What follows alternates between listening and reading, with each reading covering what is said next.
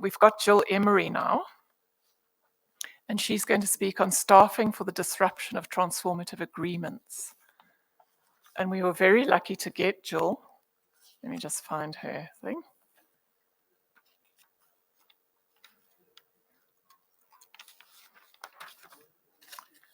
She's Professor Jill Emery, and she's a collection development librarian at Portland State University. She's had lots of leadership positions in ALA, ALCTS, ER&L, and NASIG. And in 2015, she was appointed as the ALA NISO representative to vote on the NISO ISO standards. So she's got lots and lots of experience. She's also served on Project Counter Executive Committee.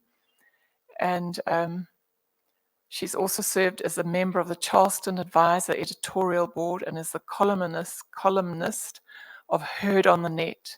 She's on the editorial board for Insights, which is the UKSG journal. And in 2016, she became co-editor of the open access journal, Collaborative Librarianship. So over to Jill.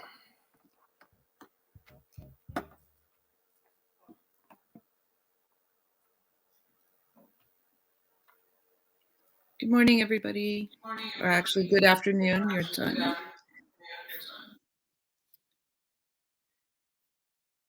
It is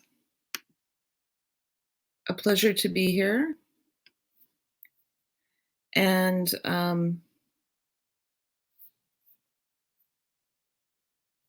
here we go. Here's my presentation available to you. I want to apologize in advance. I had hoped to get something out for the pre-conference to kind of give you a little walkthrough, and I was unable to do that due to timing. But if you do have any questions or follow-up to this presentation, my email is given here, and I look forward to hearing from you. So I'm going to talk about the staffing for the disruption of transformative agreements. This work is based on the publication Techniques for Electronic Resources, the Transition to Open Access, which is a publication that was done late in 2018, early 2019 by my colleagues, Graham Stone, Peter McCracken, and myself, to kind of help give people a framework to work through as they're beginning to open up a lot of the content that they provide to their libraries and their library constituents. And I'm also basing this on my personal experience. We're going to start with talking about how the three tenets we've come to recognize about open access content management are that open access does cost money. And it costs money both from the cost of creating a deal and doing a deal. At best, those deals are probably cost neutral, but oftentimes cost a bit more money than what the library has been paying because they're helping to cover publishing costs as well, especially when looking at transformative agreements. And the management of open access oftentimes is also a bit costlier as well, because we need staff who fully understand all the varying aspects of what they're having to do. And those skill sets might be greater than some of the skill sets that personnel in the library have when working with print or working with other online resources.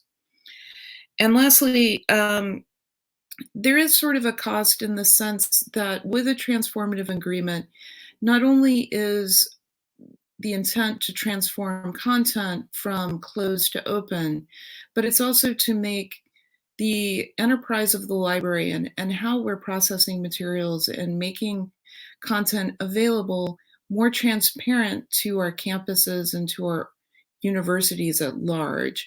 And it really becomes more of an enterprise endeavor than we've had in the past with how we've provided resources to our constituents. Next slide, please. As I said, I apologize for not getting a rubric document to everyone prior to the session, but essentially the three things I'd like people to think to yourselves as I go through this talk is thinking about who could be doing the work that we're talking about and describing. In what department within the library does it make most sense for this work to be accomplished? And again, how can these processes remain transparent and known to the majority of the staff in the library? Our discussion is focusing here on the life cycle of online management in libraries. However, it's recognized that with transformative agreements, there are many of these processes that become intertwined and occur at sort of a greater frequency than with our standard online subscription management. My intent with this presentation is to provide the top level activities that will occur with most transformative agreements, but will vary from provider to provider given how they've set up the agreement to work within a given library or consortia. Next slide, please. So we start with the investigation. The most important thing of any library or consortia, the most important thing that any library or consortia can do is to understand how transformative agreements fit into your overall collection development plan, priorities, or values statement. What ultimately will your institution or consortia be achieving by signing a transformative agreement is a critical question you should be able to answer. The work of incorporating transformative agreements into these value statements are generally undertaken by library or consortia administrative teams in coordination with collection managers and discipline liaison librarians. This allows for the greatest buy-in within the library as to why transformative agreements are necessary and supported. The same goes with pre-established licensing criteria, which is also based off of the collection plan or priorities and values, as a way to enact these principles into the agreements being signed. Before working towards any transformative agreement, it's best to have consulted with the key stakeholders at a given institution or within a given consortia. Discipline faculty on a campus may have a preference of working with one society or scholarly publisher over other ones, and knowing what their priorities are help prioritize which deals you might want to join or not. In addition, working with campus procurement officers and offices help you understand what you can and cannot do at a given institution. At my institution, for instance, we have to make sure our agreements don't say that we're offering a service, because if it's a service, it has to go through a different licensing track than if we say it's for content. And so we work very closely to have that fully understood by the provider giving us the transformative agreement so that we don't have to do extra due diligence with an agreement that is, at the end of the day, kind of unnecessary, depending on how our contracts office negotiate or look at contracts. Lastly, it's also worth exploring how much publishing is occurring with any given provider, so you can compare what the total costs of publishing and reading for your campus or consortium may be. Having a sense of what cost you're currently paying, even if that's being paid through other pockets of the university, such as through grant funding and grant support, will help you understand again which transformative agreements you want to enter into and which one of those might be most cost effective for you. Next slide, please.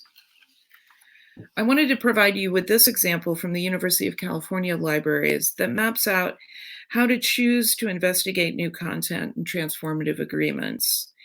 It's really nice the way they've laid this out in sort of a decision tree workflow, and show you the points at which they decide to go forward or not go forward with agreements. And I think it is worthwhile for the consortia or for the library to develop a decision tree like this to help outline and answer the questions of why you move forward with some agreements potentially over other agreements. Next slide, please.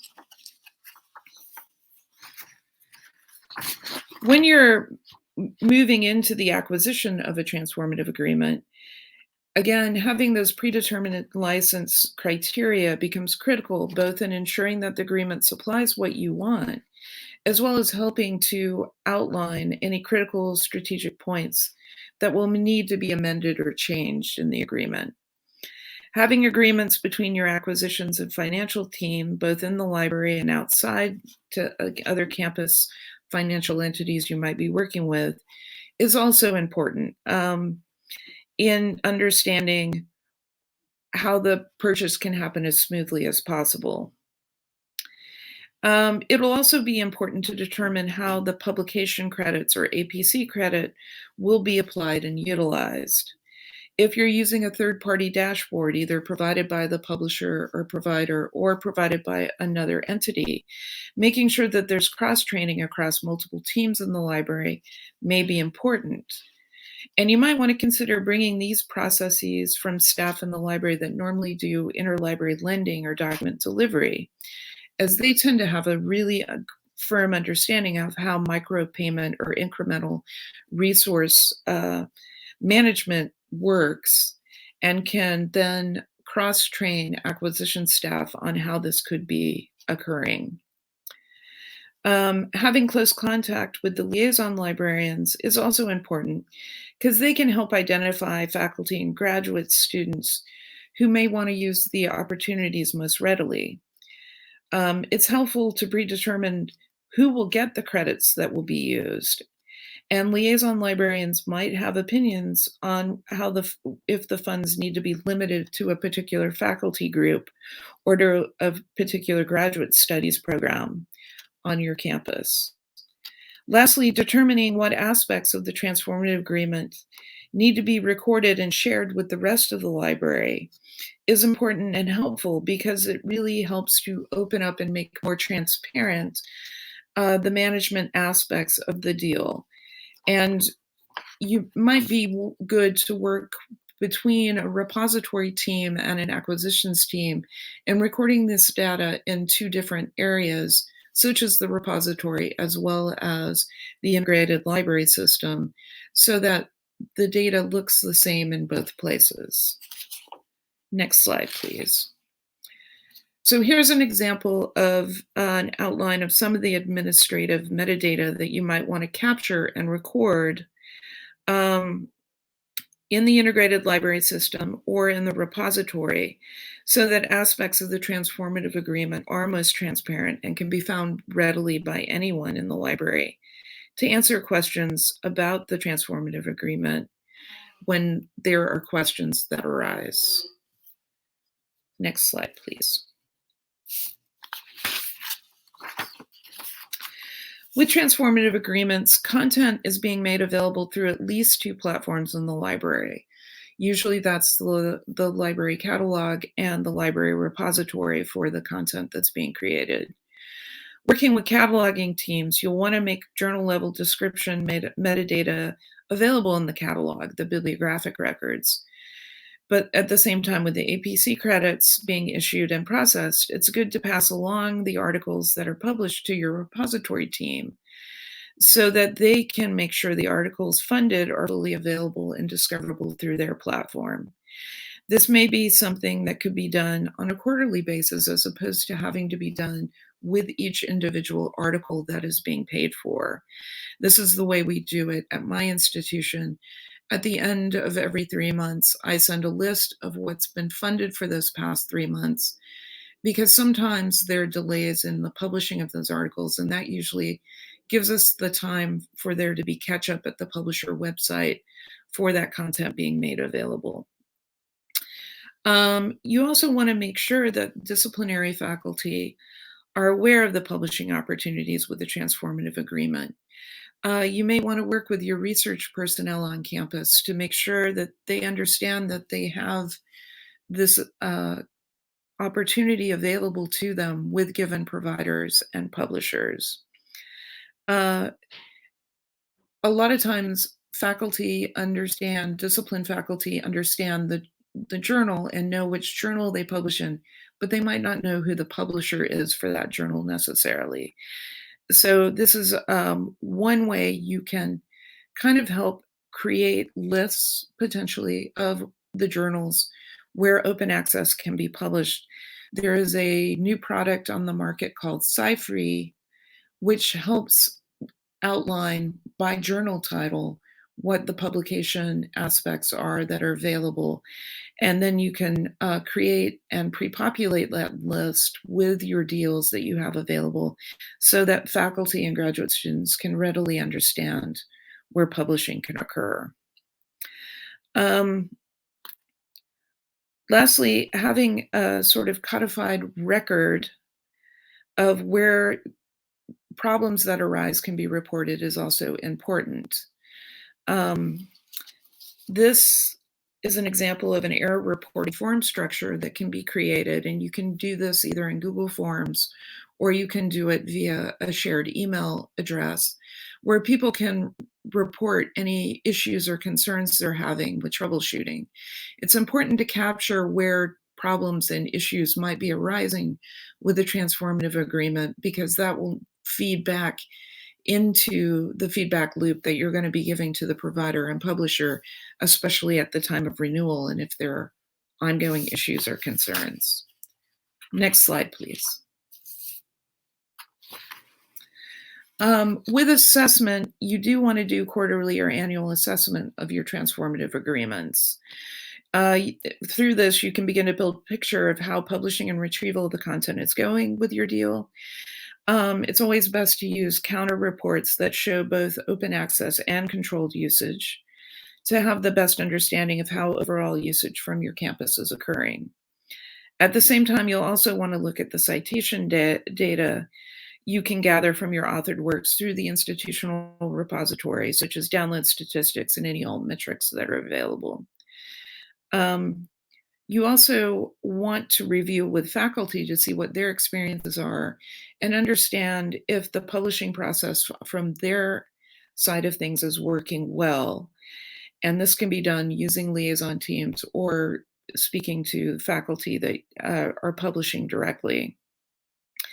And again, reviewing the agreement against the selection criteria and the troubleshooting reports helps give you an overall snapshot of how well a transformative agreement may or may not be working. Next slide, please.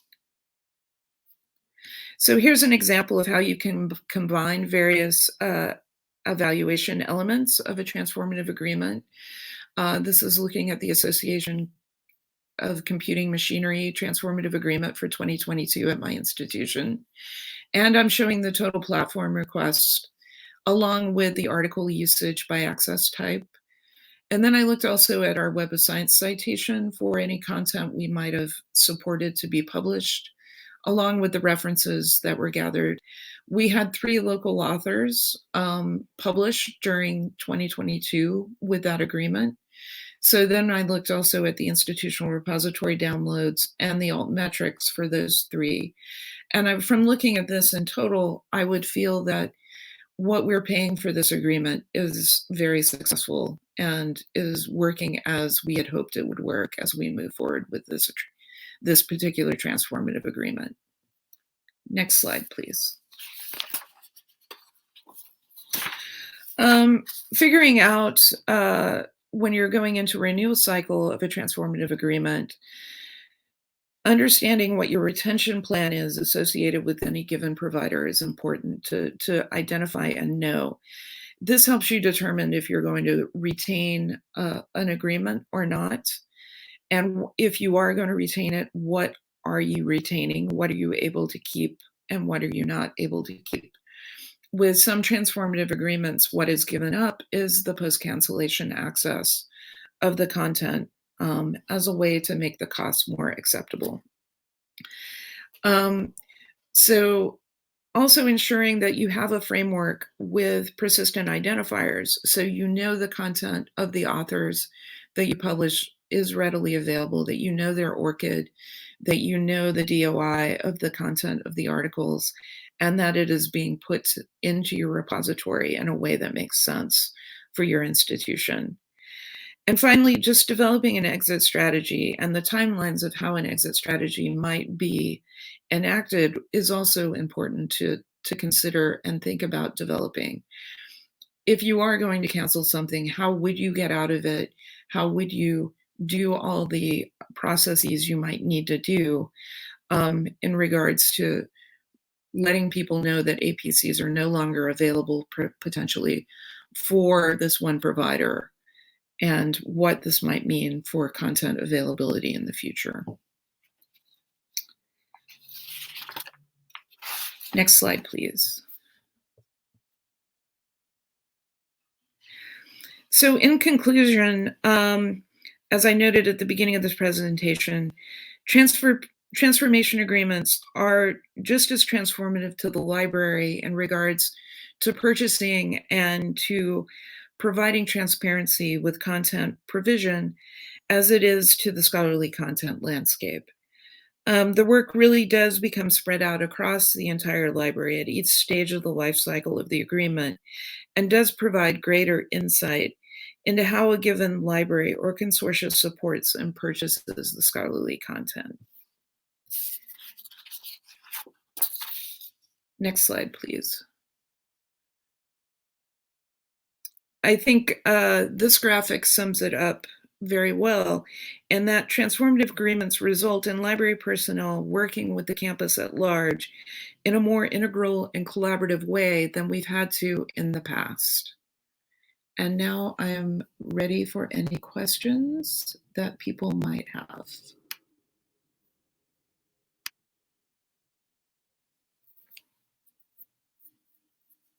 Oh, any questions from the floor? Sorry.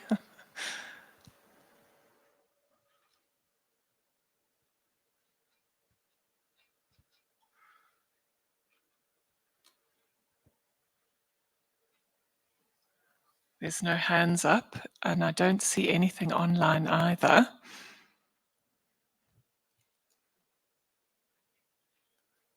Oh, Joanne. Hello, Jill. You talk about staffing for changes for transformative agreements. What sort of changes did you have to make at Oregon, at Portland, to accommodate the sort of changes that we're looking at? We've had to have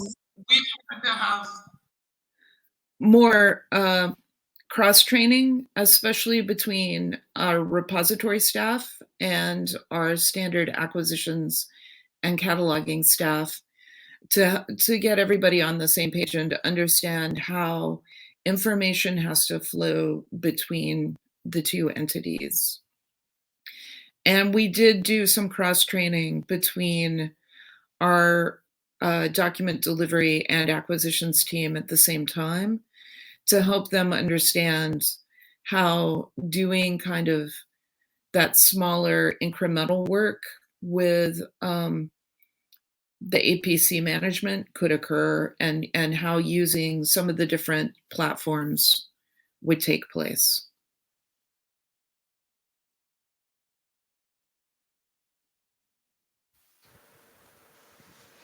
Thanks, Jill. Any more questions for Jill?